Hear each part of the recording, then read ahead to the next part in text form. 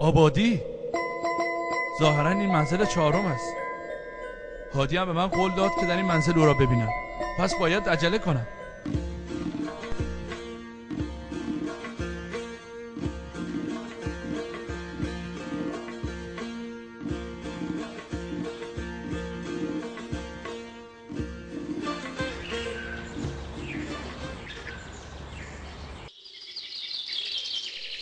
پس هادی کجاست؟ هادی دردم از یار است و درمان میزن،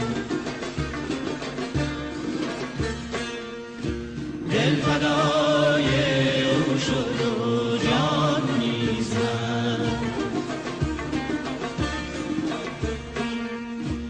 دردم از یار است و درمان میزن،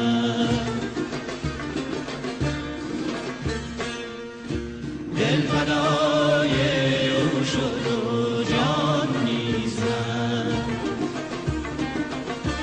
چون سرآمد دولت شب‌های بس بگذرد دوران هجران میزن، بگذرد دوران هجران میزن. امیدوارم که بر تو سخت نگذشته باشم. خدا را در همه حال شاکرم. خطراتی هم که بود از طرف جهالت بود که در واقع از ناحیه خودم بود. وقتی تو را دیدم تمام قصه هایم برطرف شد. دوست من، خطر هنوز رفع نشده و درست بعد از این عذابهای شدیدتری خواهد بود که غالبا انسان را به هلاکت میکشاند. وسایلی که میتوانی با آن بعد از این از خود دفاع کنی فقط عصا و سپری خواهد بود و این کم است. امشب که شب جمعه است نزد خانوادت برو، شاید به یاد تو خیراتی از آنها سر بزند و اسباب امنیت تو در این مسافرت بیشتر شود. ای هادی، من از آنها مایوسم، چون آنها بیشتر به مسائل شخصی خودشان نگاه میکنند، علل خصوص که زنده ها مرده های خود را زود فراموش میکنند و دل سرد میشوند. در هر صورت همکنون برخیز و برو که معمولاً با رفتن تو یادی از تو می شود. امید از خداوند عزیز این رفتن تو را سبب قرار دهد تا از تو یادی شود. باشه، میروم.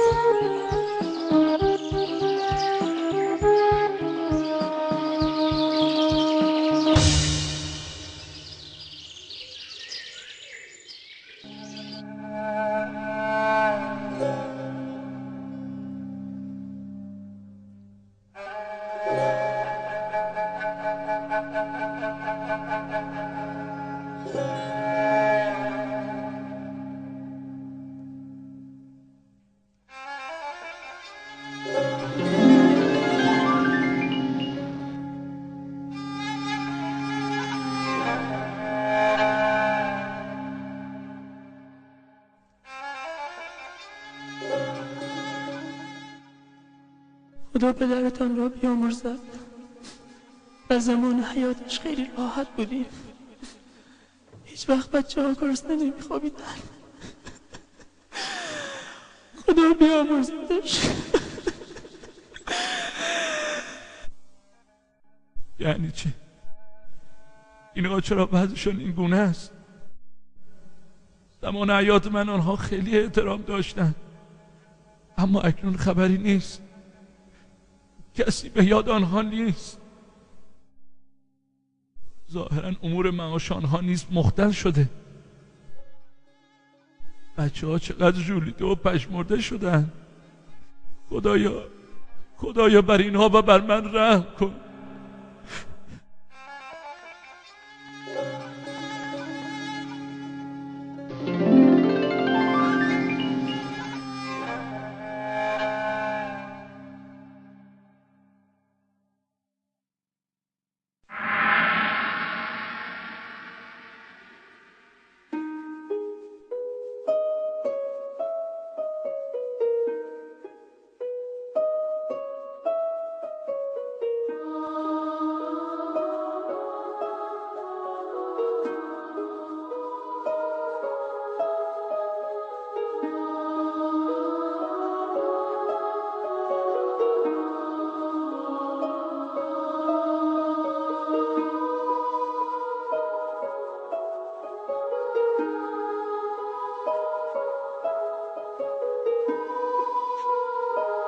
این اسب از کجا آمده است؟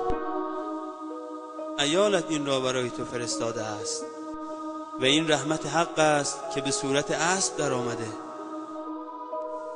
و بهترین چیز در این منازل برای جلوگیری از پیاده روی که خیلی سخت است اسب می باشد. دعای تو نیز در حق آنها مستجاب شده است و آنها از این به بعد در رفاه و آسایش به سر می برند. ببین رفتن تو چقدر باعث خیر شده است.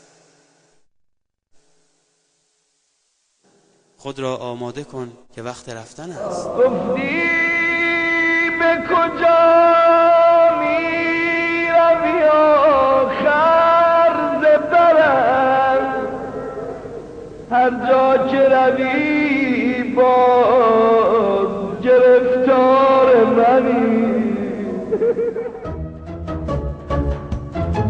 خیلی دقت کن. از این به بعد هر لحظه امکان دارد ناگهان وارد سرزمینی از عذاب شوی و این همان مسیری است که تو در دنیا طی کردی. افسار اسب را